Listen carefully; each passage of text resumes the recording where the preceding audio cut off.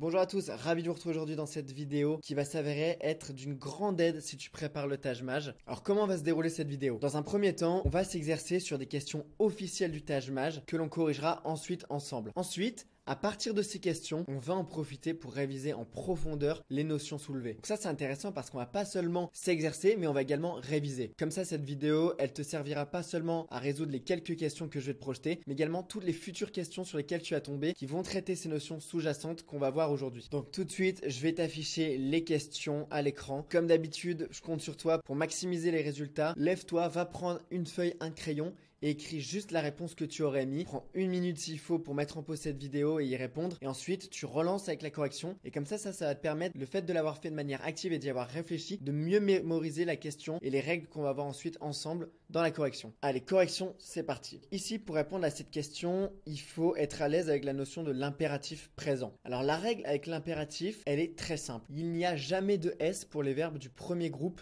et avoir. Donc pour rappel, les verbes du premier groupe sont les verbes qui finissent par ER. Ici, je t'ai mis quelques exemples, mais du coup, par exemple, aie confiance, et il n'y aura pas de S parce que c'est le verbe avoir et qu'on est à l'impératif. Mange des légumes, il n'y aura pas de S parce que c'est un verbe du premier groupe et qu'à l'impératif, il n'y a pas de S pour les verbes du premier groupe. Voilà pour la règle. Ensuite, on place toujours un trait d'union entre le verbe à l'impératif et le pronom personnel. Par exemple, méfie-toi, on va mettre un trait d'union entre méfie et toi. Et en plus de ça, si c'est immédiatement suivi par en ou y, pour faire la liaison, on va ajouter un S. Par exemple, laisse-en un peu. Ou relis ton devoir et intègre-y les corrections. On l'entend d'ailleurs à l'oral. Ça, c'est le cours sur l'impératif hyper simplifié et qui va vraiment à l'essentiel. Là, tu as absolument tout ce qu'il y a à savoir, mais ça prend que quelques lignes. Donc maintenant qu'on est à l'aise avec cette notion sous-jacente, qui est l'impératif, c'est exactement celle qui est traitée dans cette question. Donc, on va démarrer par le premier verbe. Ici, regardez, c'est un verbe du premier groupe.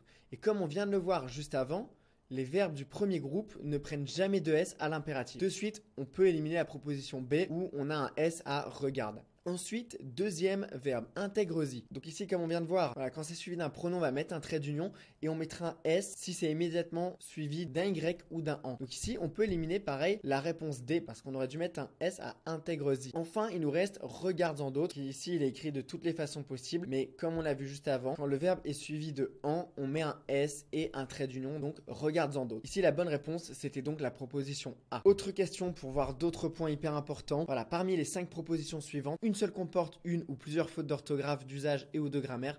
Laquelle? Allez, je te laisse mettre en pause et nous, on passe tout de suite à la correction. C'est parti. Alors ici, la proposition A. Nous devrions régler ce différend au tribunal. Cette phrase, elle est correcte. Parce que voilà, il y a deux façons d'écrire différent. Différent avec un T, celle qu'on retrouve le plus souvent, et différent avec un D qu'on retrouve un peu moins souvent. Dans le premier cas, différent avec un T, il s'agit de l'adjectif. Voilà, cette personne est différente, par exemple. On l'entend bien, c'est un T et ça va s'accorder en genre et en nombre. Le deuxième cas, un différent, ça veut tout simplement dire un conflit. Donc ici, nous devrions régler ce conflit au tribunal. Voilà, c'est indifférent. Il s'agit du nom et non pas de l'adjectif. Donc, différent s'écrit bien avec un D. Alors, la proposition B, je vais pas revenir parce qu'on vient de voir le cas juste avant sur l'impératif. Un petit cours complet là-dessus. Donc voilà, cette phrase, elle est correcte. Intègre-y les corrections. Intègre avec un S et un trait d'union puisque derrière il y a le Y. On voyait ça et là des tableaux de petites dimensions. Alors ici pareil, cette phrase elle est correcte. L'expression ça et là, ça signifie tout simplement par-ci par-là. On retrouve un accent sur chacun des A de ça et là, c'est à savoir par cœur. Comme ça tu as plein de petites expressions au Taj Mahal qui sont un peu trompeuses. On serait tenté de dire qu'il y a une faute. Par exemple, sans dessus dessous, on écrit sans S-E-N-S. À mes dépens, il n'y a pas de D, c'est dépend avec un S tout simplement. Ou encore autant pour moi, qui ne s'écrit pas A-U-T-A-N-T, mais autant comme le temps qui coule. Voilà, toutes ces expressions-là, elles sont recensées dans le guide français du Taj Mahal à la page 32. Donc, propositions A, B et C, elles sont correctes. Ensuite, notre ami s'est rendu compte qu'il avait affaire à plus fort que lui. Ici, cette phrase, elle est incorrecte. Pourquoi? Parce qu'ici, il y a deux façons d'écrire avoir à faire. Distinguer avoir à faire et avoir à faire à. Ici, avoir à faire en deux mots, c'est avoir à réaliser en fait, à faire une action. Je dois réaliser quelque chose, une action. Alors que avoir affaire à, il s'agit là d'un conflit. Affaire en un mot, c'est un conflit. Alors ici, le plus simple, vraiment pour savoir comment on écrit affaire, c'est que affaire en un mot, il est toujours suivi de a avec un accent. Avoir affaire à. Donc voilà la leçon, comment elle est écrite dans le guide français du Taj Mahal. Affaire, voilà. Vous pouvez remplacer par réaliser affaire en deux mots et affaire en un seul mot est quasi systématiquement suivi de la préposition à. Tu n'as pas mieux à faire. Ici, faire, on peut le remplacer par réaliser. Tu n'as pas mieux à réaliser. Donc, en deux mots. Et enfin, elle a affaire à plus fort qu'elle. pareil, affaire A plus forte qu'elle. Il y a le A, donc on a l'indice, ok, ce sera écrit affaire en un mot. Et enfin, la dernière phrase, elle était correcte puisque voilà, les instructions que le directeur vous a donné quoi? Les instructions, le COD est placé devant, donc on accorde instruction, c'est féminin.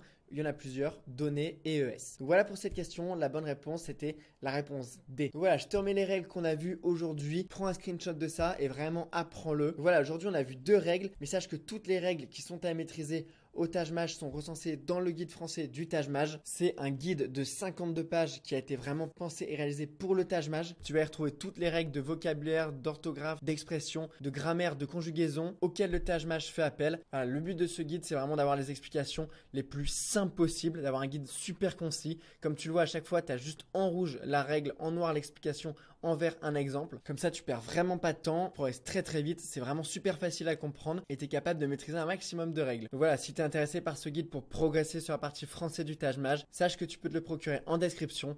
En attendant, moi je te dis bon courage pour les révisions et on se retrouve à très bientôt pour une prochaine vidéo.